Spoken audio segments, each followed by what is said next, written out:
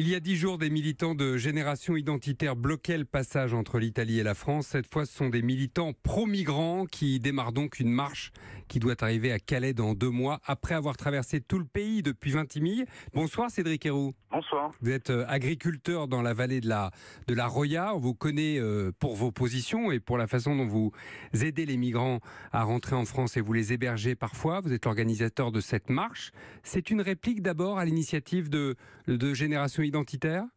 Non, pas du tout. On n'est pas là à faire des guerres de clans. Nous, on essaye d'avoir une réflexion globale en fait sur l'accueil des personnes en migration. Nous pensons que c'est un défi qui est mondial et la France est amenée à relever ce défi. Et donc, on a envie en fait d'alimenter le débat. Plus que d'alimenter des guerres de clans. Donc voilà, on n'est pas là pour s'affronter ou se mettre dans un idéal d'opposition avec les identitaires européens. Mais en revanche, c'est bien une marche contre la loi Asile et Immigration qui vient d'être votée à l'Assemblée ? Ouais, en fait, c'est une démarche, plus qu'une marche, c'est une démarche pour montrer un peu tout l'accueil qu'il peut avoir dans les différentes villes traversées. Et montrer qu'en France, en fait, il n'y a pas que des gens qui sont contre, en fait, de relever ce défi-là. Il y a des gens qui sont pour le relever, des gens qui travaillent avec des méthodes différentes.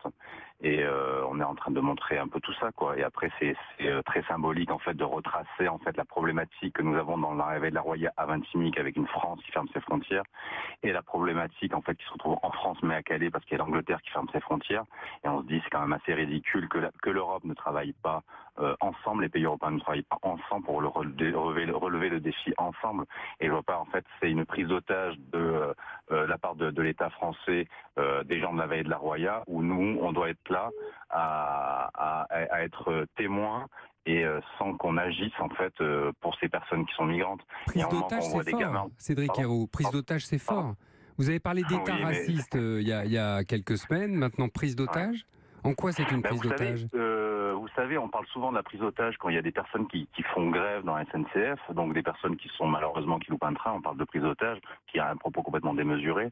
Là, on a un demi-millier de personnes, de militaires, de police dans une vallée qui fait 5000 habitants, un demi-millier de personnes donc armées.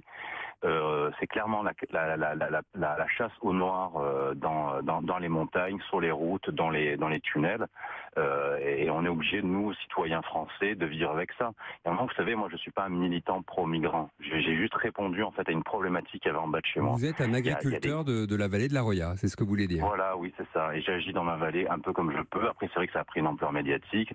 On me considère comme le militant pro-migrant, mais je suis pas militant à la base, quoi.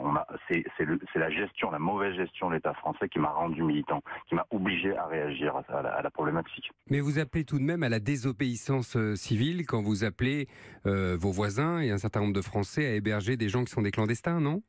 Et c'est pas désobéir, hein. Vous savez, la devise de la France, c'est liberté, égalité, fraternité. Et la notion de fraternité, on la perd. Ça fait un peu vieux jeu de parler de fraternité ou de liberté. En fait, on a oublié un peu la valeur de cette devise. Et est-ce que cette loi est constitutionnelle ? Est-ce qu'on a le droit, en fait, de punir quelqu'un parce qu'il est solidaire avec une autre personne ? Oui, non. À mon avis, c'est pas constitutionnel.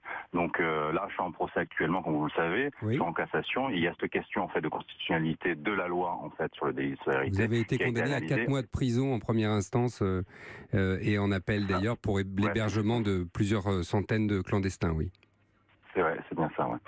Donc nous, on n'est pas là à s'affronter contre quelque chose, etc. On est là juste pour que ça se passe bien. Vous savez, on demande aux gens, aux personnes migrantes, de s'intégrer dans le futur. Mais il y a un moment, pour qu'elles puissent s'intégrer, il faut leur donner la possibilité. Et comment voulez-vous qu'un gamin s'intègre quand il a été refoulé illégalement par monsieur le préfet des Alpes-Maritimes, qui a été condamné d'ailleurs pour ça, qui est refoulé illégalement en Italie 10 fois, 15 fois, qu'on met en rétention à la PAF dans des conditions qui sont assez dégueulasses. Ce gamin qui se retrouve après à Paris, qui dort dans une tente, qui n'est pas pris en charge et qui se fait gazer par la police, il quitte Paris, il va à Calais et c'est pareil. Comment vous voulez qu'une jeunesse se construise comme ça ? Ça y est, à un moment, qu'on soit pour ou pas les migrants, qu'on soit pour ou pas d'accueillir, etc. Il y a un moment, c'est une réalité et on peut rien y faire. Donc, qu'est-ce qu'on est en train de construire ? Il y a un moment, il faut être pragmatique dans la gestion du flux migratoire, et puis il faut un peu raisonner avec du bon sens, quoi. On entend en tout cas vos convictions, c'est le moins qu'on puisse dire, elles sont claires et nettes. Ouais. Merci Cédric Herrou d'avoir été avec nous ce soir sur Europe 1. Vous allez porter ce débat à travers la France, vous l'avez dit, depuis Vintimille jusqu'à Calais où vous arriverez début juillet.